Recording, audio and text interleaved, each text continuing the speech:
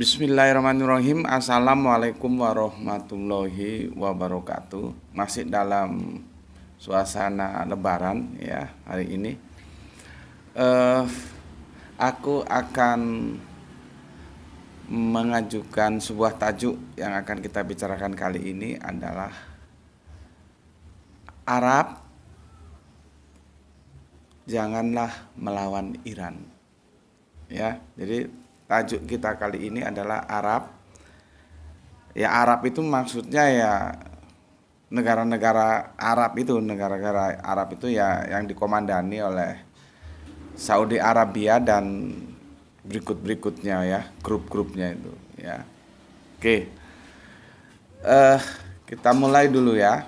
Kita mulai dulu di sini tentang penjelasanku bahwa kekuasaan para penguasa Arab itu kan tidak bisa terlepas dari bagaimana pengaruh Inggris ya. Pengaruh Inggris pasca Perang Dunia Pertama ya. Jadi itu cerita itu harus diketahui dulu. Ya memang Inggris itu negara yang paling dikjaya di era itu, makanya bahasa Inggris menjadi bahasa bahasa internasional karena dia yang paling banyak mempunyai jajahan, artinya jajahannya paling luas, makanya bahasanya tuh dijadikan bahasa internasional gitu ya. Oke, jadi tadi ya semua penguasa negara-negara Arab saat ini itu tidak terlepas dari campur tangan Inggris gitu loh ya. Kita harus lihat ke belakang ya, pasca Perang Dunia Pertama, nanti Perang Dunia Kedua juga masih dikjaya Inggris itu gitu ya. Oke, jadi gini, Iran itu menyerang negara-negara Arab ini, yang diserang itu bukan negaranya ya. Yang diserang itu adalah fasilitas militer yang ada di negara Arab itu. Tolong dipahami, fasilitas militernya Amerika yang diserang. Karena apa? Ya namanya perang, kalau nggak dilumpuhkan dulu kan itu bisa dijadikan titik tumpu untuk dia menyerang Iran. Makanya sebelum digunakan diserang dulu gitu. Jadi bukan berarti Iran itu menyerang negara-negara Arab itu, bukan begitu ya. Dan itu sudah dijelaskan oleh juru bicara Iran. Jadi seharusnya negara-negara Arab itu mengerti lah ya. Cuman kalau kita lihat di awal-awal perang ya, itu negara-negara rumpun negara Arab itu cukup mengerti kok ya. Artinya mereka tidak mempermasalahkan dan artinya bisa memahami kan apa yang dimaksud oleh Iran. Kenapa diserang, dan yang diserang itu kan cuma pangkalannya. Walaupun nanti terus ada yang di kilang minyak itu ya, yang di Saudi Arabia itu yang diserang. Nah, ternyata ketahuan kan yang nyerang bukan Iran.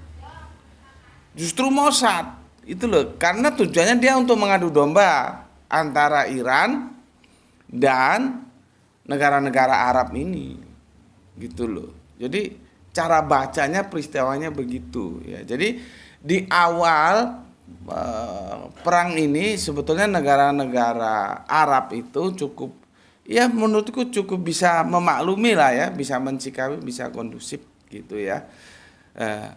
Akhir-akhir ini cuman kita juga harus tahu apakah informasi ini benar atau lagi-lagi Trump di tengah kebingungannya, di tengah keputusasaannya, makanya kalau dikasih tahu itu dengar Trump, kamu itu goblok, kasih tahu nggak mau tahu. Orang seniormu dulu aja nggak berani serang Iran kok kamu ngawur. Ya akhirnya seperti ini.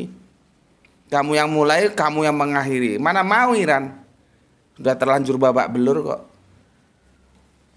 Ini pelajaran untuk kamu dan untuk presiden-presiden Amerika selanjutnya. Islam itu tidak mau memerangi kalau nggak dipeperangi. Itu prinsip Al-Quran. Kalian belajar Al-Quran tidak harus menjadi Islam. silahkan tetap di luar Islam, gitu loh. Jadi Iran ini kan PBB nggak tahu ya apa kerjanya PBB itu, nggak bersuara sama sekali. Posisi Iran itu diserang bukan menyerang. Dari situ aja kita sudah tahu siapa yang salah siapa yang benar. Kalau ada orang masuk ke rumah orang, maka yang salah itu apapun alasannya orang lain yang masuk ke rumah orang. Gitu loh. Ya. Lah ini dia jauh-jauh dari sana ngapain nyerang? Logika sederhananya begitu. Nah, sekarang kamu minta berhenti. Kamu yang mulai, mau kamu yang mengakhiri. Iran terlanjur basah, suruh berhenti, ya nggak mau dia. Makanya otak itu dipakai jadi presiden, apalagi negara sebesar itu. Dan kamu punya menteri pertahanan itu juga goblok gitu. Orang tukang penyiar berita kok jadikan menteri pertahanan. Dia sudah mulai bawa Islam dia. Dia sudah mulai memainkan sentimen agama. Hati-hati. Kalau sampai nanti benar-benar ya sentimen agama mau dimainkan, hati-hati terhadap Islam. Kami akan bergerak dalam satu gerakan yang namanya Wihdatul Ummah. Itu ya. Oke. Kita media massa kan nggak menguasai gitu loh ya. Kita media massa itu nggak menguasai. Nah, dari apa yang ada di media massa itu, apakah benar begitu adanya negara-negara Arab ini mulai gerah gitu ya, katakanlah gitu ya. Bahkan kemarin Turki juga jadi ikut gerah karena ada juga pangkalan Amerika di Turki kan, di Kirlik gitu kan. Nah, kegerahan ini timbul yang awalnya adem ayem aja mereka bisa memaklumi. Apakah ini benar atau ini adalah politik Davide et Impera? Ya kita tidak tahu. Karena media massa tidak dikuasai kita. Ya, yang namanya perang itu Davide et Impera ya bisa saja dilakukan ya, kita tidak tahu. Dan sudahlah, sekarang kita anggap itu saja beritanya itu kita anggap benar lah gitu ya. Benar dalam anggapan, benar tanda kutip ya. Jadi begini ya, untuk negara-negara yang Arab tadi aku bilang, janganlah melawan Iran, jangan ya. Dengan kemampuan militer Iran seperti itu, kalian tuh bukan lawannya. Bagaimana mungkin kertas itu bisa bertahan terhadap bara api?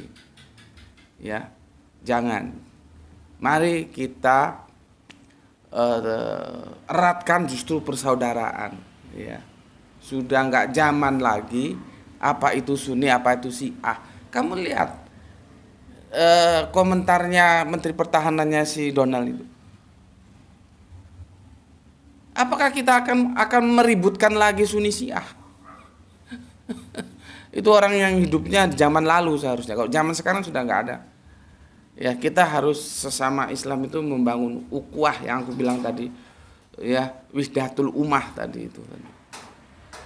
Ya, ukhuwah. Karena begini, ya, beritanya itu yang kita bilang rumor gitu aja lah ya. Negara-negara Arab ini mulai gerah dengan apa yang dilakukan Iran. Yang awalnya adem ayem, sekarang gerah. Sekali lagi aku bilang, kalaupun berita itu benar loh ya, kan bisa saja berita itu sebenarnya provokasi untuk mengadu domba. Ya. Harapanku negara-negara Arab ini bisa memaklumi. Yang diserang Iran itu